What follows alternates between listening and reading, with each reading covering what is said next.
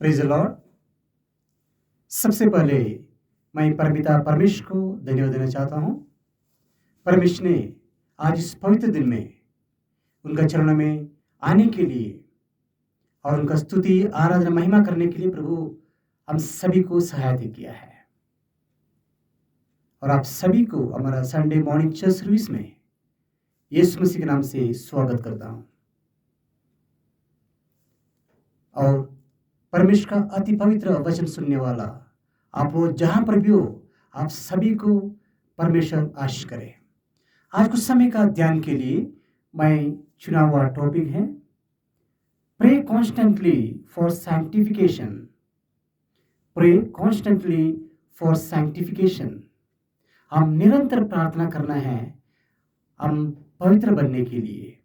हमें पवित्र बनने के लिए या पवित्रता का जीवित बिताने के लिए हम निरंतर प्रार्थना करना चाहिए।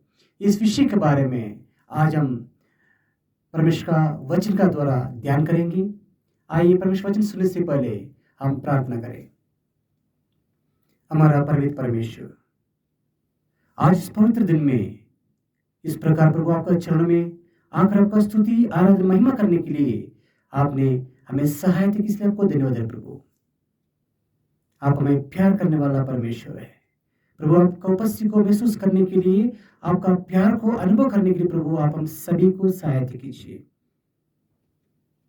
प्रभु। आज कुछ समय आपको वचन के सामने बैठते समय, आपको वचन सुनने के लिए, ग्रहण करने के लिए, वचन के सामने अपने आप को जांचने के लिए, वचन का द्वारा आशीष पाने के लिए प्रभु आप हम सभी को सहायता कीजिए प्रभु। आपका वचन सुनने वाला सारे आपके बच्चे लोगों को आपका हाथ में समर्पित करते समय आपका सारे आशीषों से आप उनको भरपूर कीजिए प्रभु। आपका शांति समाधान से, आपका सारे आशीषों से भरपूर करने की आपसे विनती कर रहे प्रभु। उनका सारे चिंताओं को, सारी कठिनाइयों को, सफरिंग्स को, पेन को, बीमारियों को प्रभु, सारी तकलीफ को आपका हाथ में समर्पित करें प्रभु।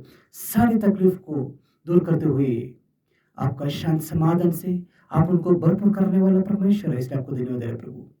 प्रभु आपने मेरा प्रार्थना सुन लिया, इसलिए धन्यवाद है। ये सब विनतियां यीशु मसीह के नाम से मांगता हूँ, आमीन। आज हम देखते हैं प्रार्थना हमें किस प्रकार में पवित्र जीवन बिताने के लिए मदद करते हैं या हमें एक पवित्र व्यक्ति बना देती बोल के हम देखते हैं। उससे पहले मैं ये बताना चाहता हूं ये प्रार्थना क्या है और किस प्रकार पवित्र बन सकते हम, पवित्रीकरण का जरूरत क्या है, प्रार्थना किसको कहते हैं और परमेश्वर का इच्छा क्या है, ये सारी चीजों को आइए हम देखते हैं।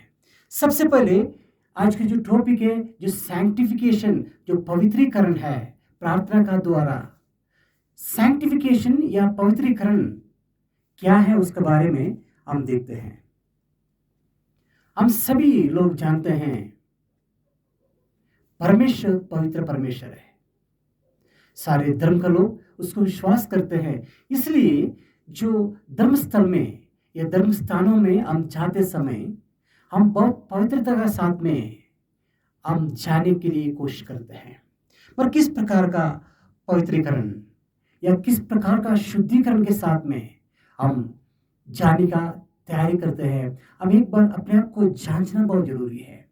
हम जाने से पहले आप समझ लो, आप मंदिर में जा रहे हैं या कोई चर्च में जा रहे हैं, किसी भी जगह में जाते समय या पवित्र स्थानों में जाते समय हम क्या करते हैं, हम नहा धो के अच्छा साफ सुथरा कपड़ा पहन के बड़ी सुचित को साथ में हम जाने का कोशिश करते हैं, क्योंकि हम जानते हैं हम पवित्र स्थान में जा रहे हैं। पर परमेश्वर वचन का द्वारा हम देखना चाहिए किस प्रकार का, वो बहुत जरूरी है। जो हमारा जो फिजिकल क्लीनलीनेस या शुद्धिकरण बहुत जरूरी है। मगर परमेश्वर क्या चाहते हैं? क्या सिर्फ हमारा जो शरीर का शुद्धिकरण चाहते हैं या और कुछ शुद्धिकरण? हम इसको जानना बहुत इंपॉर्टेंट है। और ये शुद्धिकरण या विशुद्धिकरण या पवित्रीकरण इतना इंपॉर्टेंट क्या है, हम इसको समझना बहुत जरूरी है। हमें पता है हम क्यों धर्मस्थान में जा रहे हैं, हम क्यों परमेश्वर के घर में जा रहे हैं। हमें पता है क्योंकि हम परमेश्वर से मिलना चाहते हैं या परमेश्वर का प्रेजेंस में, उपस्थिति में टाइम बिताना चाहते हैं, इसलिए हम उधर जाते हैं। तो हम समझते हैं, तो परमेश्वर के पास, पवित्र परमेश्वर के साथ में, पवित्रता के साथ में हमें जाना चाहिए। उस सोच का द्वारा हम जाते हैं, उस सोच के साथ में हम जाते हैं। तो क्यों उस सोच का कारण इस प्रकार में है, क्योंकि परमेश्वर की इच्छा और एक परमेश्वर का बच्चा भी एक पवित्र जीवन बिताए। हमारा पवित्रीकरण, हमारा सैंक्टिफिकेशन है परमेश्वर की इच्छा बोल के परमेश्वर वचन बहुत क्लियरली रिपीटेडली बताता है। फर्स्ट थेसलोनियंस चैप्टर 4 वर्स 3 को मैं पढ़ना चाहता हूँ। First Thessalonians chapter 4 verse 3, for this is the will of God your sanctification. So परमेश्वर की इच्छा यह है हमारा पवित्रीकरण। तो परमेश्वर चाहते हैं हम पवित्र बने, ये परमेश्वर का सबसे बड़ा इच्छा है। इसलिए हम शुद्धिकरण के साथ में जाते हैं। मगर एक ही प्रॉब्लम है, हम शुद्धिकरण कैसे करते हैं। हम हमारे शारीरिक शुद्धिकरण का या बाहर का शुद्धिकरण के बारे में हम हमेशा सोचते हैं और करते हैं, और हम समझते हैं वही सच्चा सैंक्टिफिकेशन है। मगर परमेश्वर चाहते हैं हमारा दिल को शुद्धि करने के लिए, हमारा आत्मा का शुद्धिकरण परमेश्वर सबसे ज्यादा चाहते हैं। शरीर का शुद्धिकरण का साथ साथ में उससे मोस्ट इंपॉर्टेंट है, सबसे इंपॉर्टेंट हमारा आत्मा का शुद्धिकरण है हमारा, बोल के परमेश्वर में याद दिला रहे हैं। इसलिए हम समझना चाहिए, हम हमारा पापों का क्षमा पाने का द्वारा हम हमारा आत्मिक शुद्धिकरण पा सकते हैं। उसके लिए हम देखते हैं जो ओल्ड टेस्टमेंट में इस प्रकार में, किस प्रकार में जो पाप का क्षमा दिया जाता था। कोई भी एक व्यक्ति पाप करने से, गलत काम करने से उनको ये पूजा पाठ करना पड़ता था, या बलि चढ़ाना पड़ता था, या पशुओं को या बर्ड्स को बलि चढ़ाना पड़ता था, और उसका खून का द्वारा, उसका लाहों का द्वारा शुद्धिकरण दिया जाता था, पाया जाता था। तो ये हम बहुत क्लियरली ओल्ड टेस्टमेंट में, पुराना नियम में हम देखते हैं। अनेक शुद्धिकरण का जो प्रकार है, नीति है या रीति, इसमें परमेश्वर वचन में दिया जाता है। और हम देखना चाहिए जो न्यू टेस्टमेंट में, नया नियम में इस प्रकार का किसी भी लाहों का द्वारा या खून का द्वारा शुद्धिकरण के बारे में नहीं लिखा गया है। ऐसे क्यों है?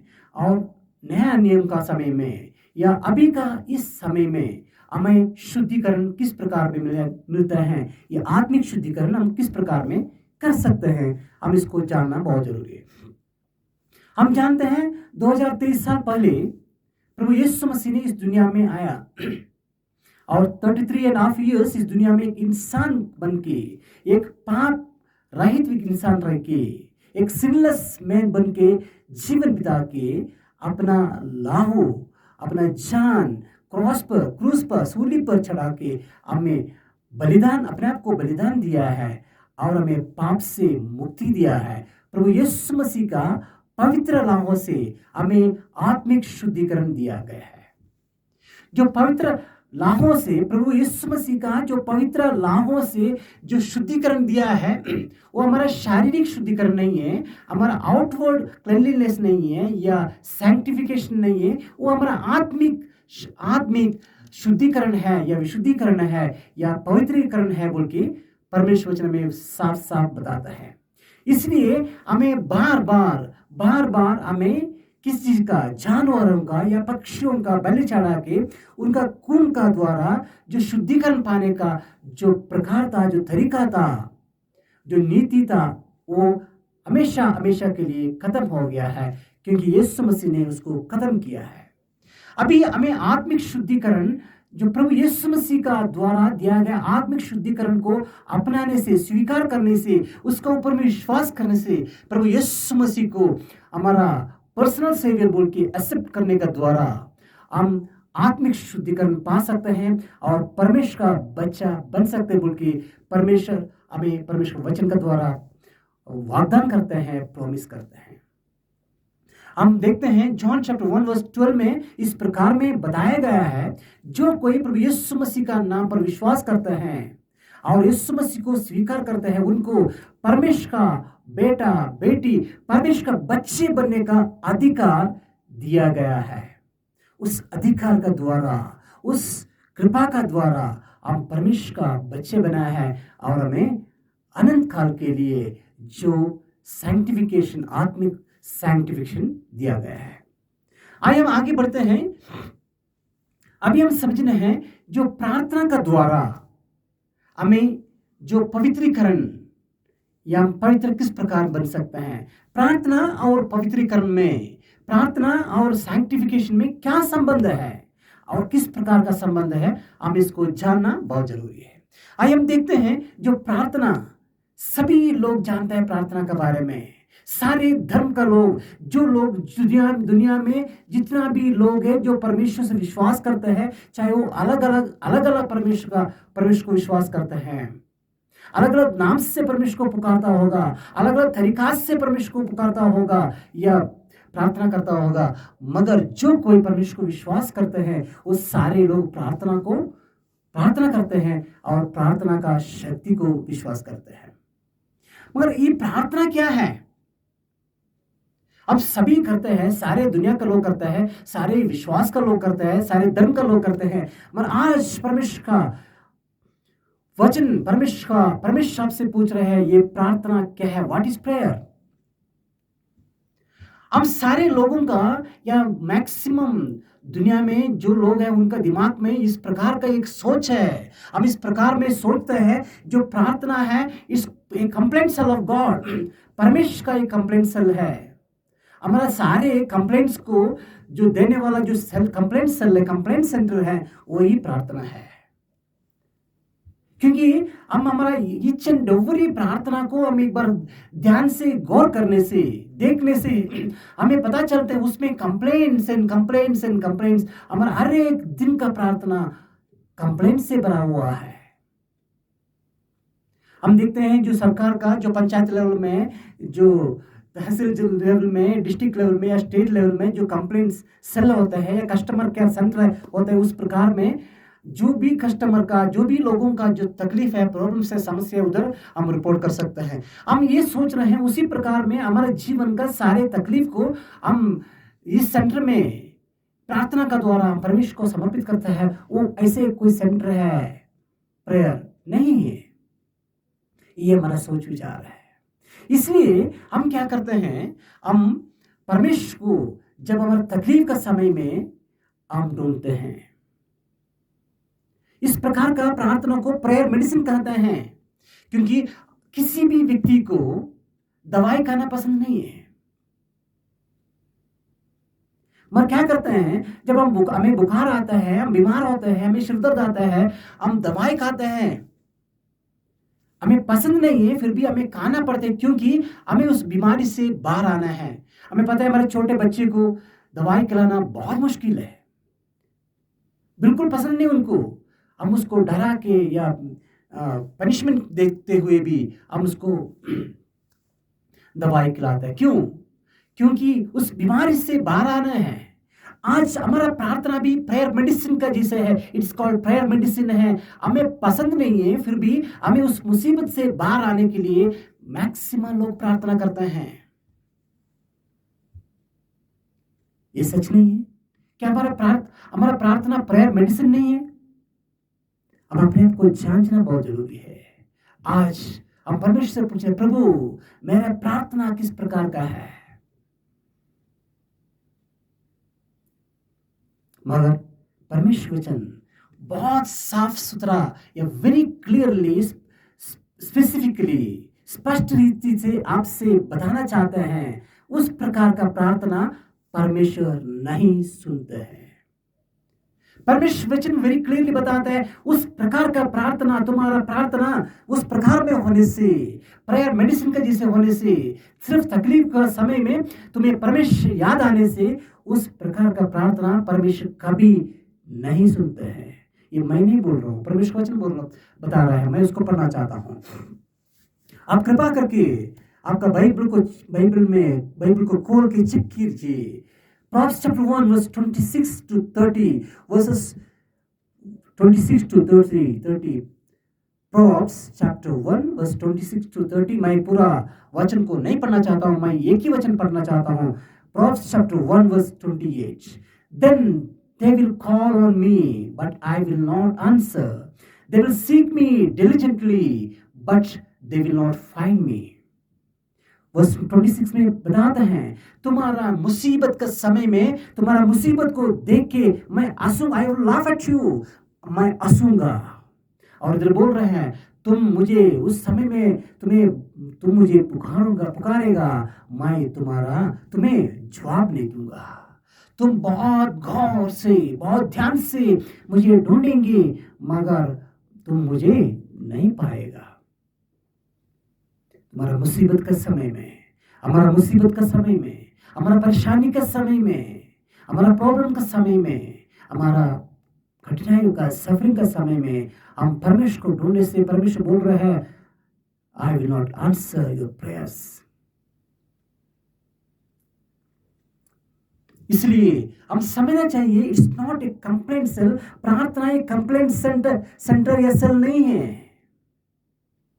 फिर क्या है, हम देखते हैं प्रार्थना फिर क्या है। हम समझना है, prayer is being with God. प्रार्थना परमेश्वर के साथ में रहना है। हमेशा प्रार्थना का मतलब है परमेश्वर से बातचीत करना है। हम परमेश्वर से बात करना चाहते हैं। परमेश्वर चाहते हैं हमसे बात करने के लिए। परमेश्वर चाहते हैं हम परमेश्वर का साथ में रहने के लिए, और परमेश्वर हमारे साथ में रहने के लिए, मगर हम परमेश्वर का साथ में रहना ना चाहते हैं। हम परमेश्वर से बात नहीं करना चाहते हैं। हमें पता है, जो सौमेल बुक ऑफ सौमेल में हम देखते हैं, परमेश्वर ने सौमेल को बुला रहे हैं, सौमेल बोल के बुला रहे हैं। 3 बार बुलाया है। हम देखते हैं पहले दोनों बार सौमेल ने उनको परमेश्वर को जवाब नहीं दिया है, क्योंकि उनको पता नहीं चला है। तीसरा बार जब परमेश्वर ने उनको बुलाया, प्रभु आप बताइए, मैं सुन रहा हूं बोल के बताया, तब परमेश्वर ने उनको जो बताना था सब कुछ बताया है। तो परमेश्वर हमें बुला रहे हैं हमसे बातचीत करने के लिए, मगर हम सुनने के लिए तैयार नहीं है। हम सिर्फ उनको सुनाना चाहते हैं, मगर परमेश्वर हमारा बात को सुनने के लिए तैयार नहीं होता है, क्योंकि हम परमेश्वर का बात को सुनने के लिए तैयार नहीं होने से। कम्युनिकेशन का मतलब है एक दूसरे का भाग में बातचीत करना। तो मैं एक वचन पढ़ना चाहता हूँ, Genesis chapter 5 verse 22 to 24। Genesis chapter 5 verse 22 to 24। इसमें इस प्रकार बताता है, हानो के बारे में इस प्रकार बताता है, Enoch walked with God 300 years and had sons and daughters. So all the days of Enoch were 365 years. And Enoch walked with God, and he was not, for God took him. परमेश्वर वचन बताता है, हानोक 300 दिन परमेश्वर के साथ में चला है। क्या परमेश्वर ये हीनोक या हानोक क्या आसमान में या स्वर्ग में चला गया था परमेश्वर के साथ में चलने के लिए? नहीं। हम सभी जानते हैं इस दुनिया में था। क्यों बोल रहा है ही वॉक्ड विद गॉड 300 years? क्योंकि 300 साल वो परमेश्वर का इच्छा के मुताबिक जीवन बिताया है। 365 years उसने जीवन बिताया इस दुनिया में, मगर परमेश्वर का अकाउंट में सिर्फ 300 days है, क्योंकि परमेश्वर गिनती करता है जितना दिन तुम परमेश्वर का साथ में बिताया है। परमेश्वर वचन बताता है 300 days he walked with God। आज परमेश्वर आपसे पूछ रहा है, आज चेक करने से, how many days we spend with God, कितना दिन मैं परमेश्वर का साथ में चला है। परमेश्वर देखते हैं, वही दिन काउंट किया जाता है, उसमें कितना दिन हम परमेश्वर के साथ में बिताया है उसको हमें जवाब देना पड़ता है। इसलिए परमेश्वर आज इस पवित्र दिन में बता रहे हैं, परमेश्वर के साथ में, परमेश्वर को उपस्थित में रहना है, परमेश्वर से बात करना है। परमेश्वर से बात करना ही प्रार्थना है। वो प्रार्थना में हम क्या है, दुनिया का सारे फिजिकल नीड्स के बारे में हम बताते हैं, वो इम्पोर्टेंट नहीं है परमेश्वर के लिए। और हमें पता है हम बहुत प्रार्थना करने वाले लोग हैं, सुबह दोपहर में शाम को प्रार्थना करते हैं। कुछ लोग मुझे पूछते हैं पास्टर साहब कब प्रार्थना करना चाहिए, सुबह दोपहर में शाम को, या सुबह और शाम को, या कितना बार, एक दिन में कितना बार प्रार्थना करना चाहिए। मैं आपसे पूछना चाहता हूँ, आपका घर पे है, क्या ऐसे कोई टाइम टेबल बना के रखा है? आपका पिताजी के साथ में आप कौन सा टाइम में बात करेंगे जब आपका पिताजी आपके घर पे हो? जब आप दिल करते हैं, बातचीत करते हैं, कोई टाइम नहीं देखते हैं कितना टाइम के लिए मैं बात करना है, क्या मेरा ग्रामर सही है, ग्रामेटिकल एरर तो नहीं है। ऐसी कोई भी चीज हम नहीं देखते, क्योंकि हमें पता है हमारा पिताजी से हम बात कर रहे हैं। उसी प्रकार में जो लोग परमेश्वर को अपना पिता मानते हैं, उनके लिए कोई टाइम नहीं है परमेश्वर से बात करने के लिए, उनके लिए कोई ग्रामेटिकल नियम नहीं है प्रार्थना करने के लिए। आप जो बताना चाहते हैं, जो शेयर करना चाहते हैं, परमेश्वर शेयर कर सकता है। किसी भी टाइम में, कितना भी समय भी हम परमेश्वर से बात कर सकते हैं। मगर उसके लिए आपको ये विश्वास होना चाहिए, मैं मेरे पिता से बात कर रहा हूं,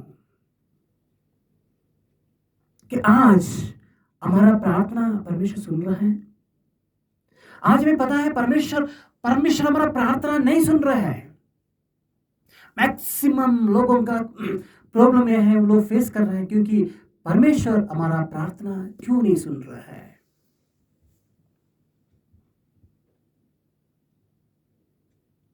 परमेश्वर वचन उसका जवाब देते हैं, उसका कारण बताते हैं।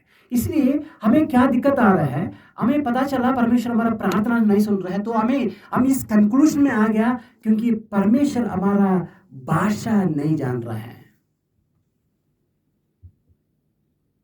क्योंकि आपका भाषा में बात कर रहे हैं, आपका भाषा मैं नहीं जानने से मैं आपको जवाब नहीं दे सकता है। तो हम लोग finally as Christians, maximum Christians, ये कंक्लूजन में आ गया है, हमारा भाषा परमेश्वर को पता नहीं है। इसलिए हम लोग क्या किया है, मैक्सिमम क्रिश्चियंस ये किया है, परमेश्वर का भाषा सीखना शुरू कर दिया है। अभी उन लोग कैसे प्रार्थना करते हैं, हेवनली लैंग्वेज में,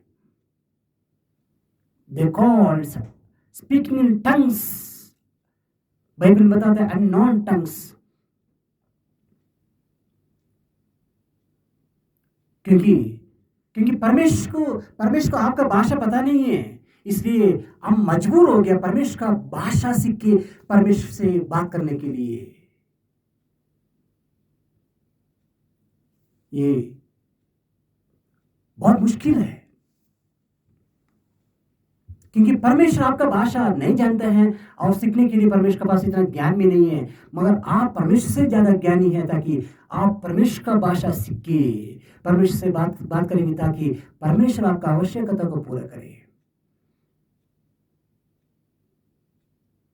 मुझे समझ में नहीं आता ये किस प्रकार का सोच है, कौन सा परमेश्वर से आप प्रार्थना कर रहे हैं। ऐसे कौन सा भाषा है तुम्हारा दुनिया में जो परमेश्वर नहीं जानते हैं। और मैं कुछ दिन पहले यूट्यूब में देखा, कुछ लोग हेवनली भाषा में, जो अननोन टंग्स में, टंग्स के बारे में नहीं है, टंग्स में प्रार्थना लिख रहे हैं, किताब लिख रहा है। वो ज्ञानी लोगों को परमेश्वर आशीष करे, क्योंकि परमेश्वर का जो हेवनली लैंग्वेज का फॉन्ट भी उन लोग शायद फाइंड आउट किया होगा, डिस्कवर किया होगा।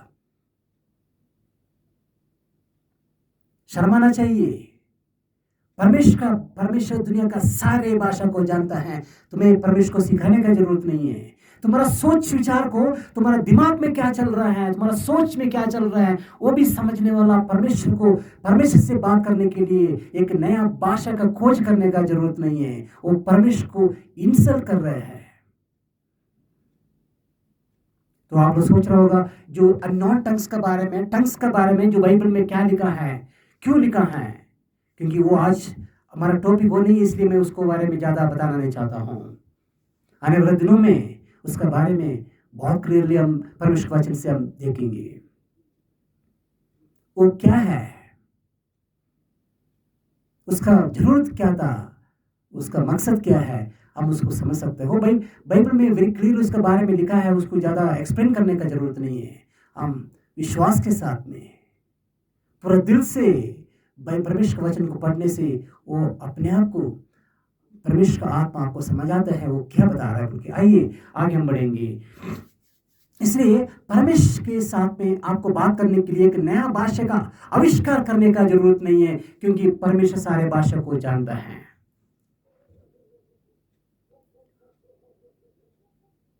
और हम सभी जानते हैं इस सच्चाई को, प्रार्थना में बहुत शक्ति है। और कितना शक्ति है प्रार्थना में, वो कोई नहीं बताता है कितना शक्ति है प्रार्थना में। सभी बताते हैं प्रार्थना में बहुत शक्ति है, मगर कितना शक्ति है, जितना शक्ति परमेश्वर का है उतना शक्ति प्रार्थना में। क्योंकि आप जो भी मांग रहे हैं वो सर्वशक्तिमान परमेश्वर से मांग रहे हैं, उसको असंभव कुछ भी नहीं है। और जितना शक्ति परमेश्वर का है उतना शक्ति आपका प्रार्थना में है, क्योंकि परमेश्वर उसको पूरा करने वाला परमेश्वर है। हम परमेश्वर की शक्ति को नाप नहीं सकते हैं। आइए हम आगे बढ़ते हैं, किस प्रकार प्रार्थना हमें पवित्र बना सकते हैं। आइए हम देखते हैं। मैंने बताया है, परमेश्वर वचन में बताया है, प्रार्थना मतलब परमेश्वर का साथ में रहना है, being in the presence of God.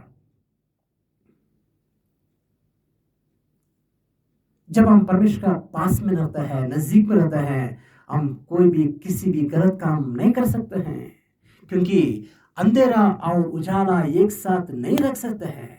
जब उजाला आ जाता है तो अंधेरा डिसअपियर हो जाता है, भाग जाता है। उसी प्रकार में जब पवित्रता का साथ में पाप खड़ा नहीं हो सकते हैं। जब हम परमेश्वर का साथ में रहता है तो पाप कभी भी हमारा नजदीक भी नहीं आ सकते हैं। तो परमेश्वर का साथ में रहने का द्वारा हम पवित्र बन सकते हैं। आप पवित्र बनना चाहते हैं, एक पवित्र जीवन बिताना चाहते हैं, तो बहुत आसान तरीका ये है, being in the presence of God, परमेश्वर का साथ में रहना। एफेसियंस चैप्टर 6 वर्स 18 को मैं पढ़ना चाहता हूँ। एफेसियंस chapter 6 verse 18. Praying always with all prayer and supplication in the Spirit, being watchful to this end with all perseverance and supplication for all the saints. परमेश्वर वचन बताते हैं हम हमेशा प्रार्थना करने मतलब हमेशा हम परमेश्वर का साथ में रहना है। और हमारा प्रार्थना किस प्रकार में होना चाहिए, मैंने पहले भी बताया, हमारा प्रार्थना 100% इस दुनिया का गेन के लिए है। प्रभु मुझे ये चाहिए, प्रभु मुझे घर चाहिए, प्रभु मुझे कार चाहिए, प्रभु मुझे अच्छा नौकरी चाहिए, प्रभु हमें ये चाहिए। अरे बहुत सारा लिस्ट है परमेश्वर को हम दे रहा है, यही हमारा प्रार्थना है। मगर परमेश्वर बताता है हमारा प्रे इन स्पिरिट, आत्मिकता में प्रार्थना करना है। प्रभु मेरे आत्मिक जीवन में आगे बढ़ने के लिए, आत्मिक जीवन में शक्ति पाने के लिए, प्रभु आपका सेवा करने के लिए, आपका नाम का महिमा के लिए जीवन बिताने के लिए मुझे सहायता करो। उनके कितना लोग हम कितना बार प्रार्थना करते हैं, हम इसको जांचना बहुत जरूरी है। हमारा आत्मिक जरूरत के लिए हमें प्रार्थना करना है, हम उसको छोड़ देते हैं और हम फिजिकल नीड्स के बारे में, हमारा वर्ल्डली गेन के बारे में प्रार्थना करते हैं। वो प्रार्थना हमें पवित्रीकरण नहीं करते हैं, हमें वर्ल्डली पीपल, दुनिया का लोग बना देते हैं। आइए आगे बढ़ते हैं। कांस्टेंट प्रेयर, हम हमेशा प्रार्थना करना चाहिए बोल के परमेश्वर जी बताता है। लूक चैप्टर 21 वर्स 36 को मैं बताना चाहता हूँ। Luke chapter 21 verse 36, Watch therefore and pray always that you may be counted worthy to escape all these things that will come to pass and to stand before the Son of Man. तो परमेश्वर वचन बताता है परमेश्वर का सामने खड़ा होने के लिए तुम्हें क्या करना चाहिए, हमेशा प्रार्थना करना चाहिए। A constant prayer will make you Holi, क्योंकि परमेश्वर का साथ में हमेशा रहने से, परमेश्वर का सामने खड़ा होने के लिए तुम्हें वर्दी बना देते हैं बोल के परमेश्वर में याद दिला है। इसलिए क्योंकि प्रार्थना हमें हमारा पापों का क्षमा कर देते हैं, हमें एक धर्मी व्यक्ति बन के जीवन बिताने के लिए हमें सहायता करते हैं। तो मैंने बताया है, परमेश्वर से प्रार्थना करने के लिए आपको एक नया भाषा का आविष्कार करने की जरूरत नहीं है। हमें समझना है क्यों परमेश्वर मेरा प्रार्थना नहीं सुन रहा है, उसका रीजन को समझना है, उसको कारण को समझना है, क्यों परमेश्वर मेरा प्रार्थना नहीं सुन रहा है। मैं उसको पढ़ के समाप्त करना चाहता हूँ, क्यों आज परमेश्वर हमारा प्रार्थना को नहीं सुन रहा है। Isaiah chapter 59 verse 2, Isaiah chapter 59 verse 2 को मैं पढ़ना चाहता हूँ। But your iniquities have separated you from your God and your sins have hidden his face from you so that he will not hear. Isaiah chapter 59 verse 2 में इस प्रकार में बताया गया है, क्योंकि तुम्हारा अधर्म का काम, तुम्हारा गलत काम तुम्हें परमेश्वर से अलग किया है, और तुम्हारा पाप इतना ज्यादा हो गया कि परमेश्वर का चेहरा तुमसे छुपाना पड़ा। इसीलिए तुम्हारा प्रार्थना परमेश्वर नहीं सुन रहा है। वेरी क्लियर है परमेश्वर वचन में, वेरी क्लियर है क्यों परमेश्वर तुम्हारा प्रार्थना नहीं सुन रहा है, क्योंकि तुम्हारा पाप का कारण से तुम्हारा प्रार्थना परमेश्वर नहीं सुन रहा है। उसी के लिए तुम अलग भाषा का आविष्कार करने की जरूरत नहीं है। वो पाप को एक बार छोड़ के, तुम्हारा अधर्म का काम को एक बार छोड़ के परमेश्वर के पास में आने से परमेश्वर तुम्हारा प्रार्थना सुनते हैं और तुम्हें जवाब देते बोल के परमेश्वर से हमें याद दिला रहे हैं। क्या हम तैयार हैं? क्या हम चाहते हैं परमेश्वर हमारा प्रार्थना सुने? क्या हम चाहते हैं परमेश्वर से सच्चा आशीष पाए? नया भाषा का छोड़ दो, भाषा के आविष्कारों को छोड़ दो। जो परमेश्वर बताते हैं उस प्रकार में जीवन बिताओ। परमेश्वर आपका प्रार्थना सुनता है और आपको आशीषों से भरपूर करता है। आपका आत्मिक जीवन में आत्मिक खुशी, शांति, समाधान और सारे आशीष आपको पाने के लिए परमेश्वर वचन को पालन करना बहुत जरूरी है। इसलिए आइए हम प्रार्थना करते हैं, प्रभु का हाथ में अपने आप को सरेंडर करते हैं। प्रभु मुझे एक अच्छा जीवन, पवित्र जीवन बिताने के लिए मदद करो। आइए हम प्रार्थना करें। हमारा परमेश्वर, प्रभु इस पवित्र दिन में आपका चरण में आकर प्रभु आपको धन्यवाद देने के लिए, आपका स्तुति, आराधना, महिमा करने के लिए आपने में सहायता की, सबको धन्यवाद दे रहे प्रभु किस प्रकार में प्रार्थना का द्वारा हम पवित्र जीवन बिता सकते हैं बोल के प्रभु आपने में बताया, इसलिए आपको धन्यवाद दे रहे प्रभु हम एक नया भाषा का आविष्कार करके आपको हमारा प्रार्थना को, हमारा विनती को सुनाने के लिए नहीं है प्रभु, फिर जिस प्रकार प्रभु आपने बताया उसी प्रकार में जीवन बिता के आपका साथ में जीवन बिताने के लिए, आपका उपस्थिति में जीवन बिताने के लिए और हरदम हमेशा हमेशा आपसे बातचीत करके एक पवित्र जीवन बिताने के लिए हमें सहायता कीजिए प्रभु। हमारा अधर्म को काम को छोड़कर, हमारा पाप का जीवन को छोड़कर प्रभु आपका नजीक में आने के लिए, आपको एक बार देखने के लिए और आपसे आशीष पाने के लिए और खुशी और शांति समाधान का आत्मिक आशीष का जीवन पाने के लिए प्रभु आप में सहायता कीजिए प्रभु। आपका वचन सुनने वाला सारे लोगों को आपका हाथ में समर्पित करें प्रभु। सारे लोगों को आपका आशीषों से भरपूर कीजिए प्रभु। आपको उपस्थित में रहकर प्रभु आपका प्यार को अनुभव करने के लिए, आपका शांत समाधान को अनुभव करने के लिए प्रभु आप सभी को सहायता कीजिए। उनका जीवन से प्रभु सारे दुख तकलीफ को दूर करते हुए उनके जीवन को आशीषों से भरपूर करने की आपसे विनती करते हैं प्रभु आपने मेरा प्रार्थना सुन ली, धन्यवाद दे रहे हैं। ये सब विनतियां यीशु मसीह के नाम से मांगता हूँ, आमीन। God bless you all, thank you.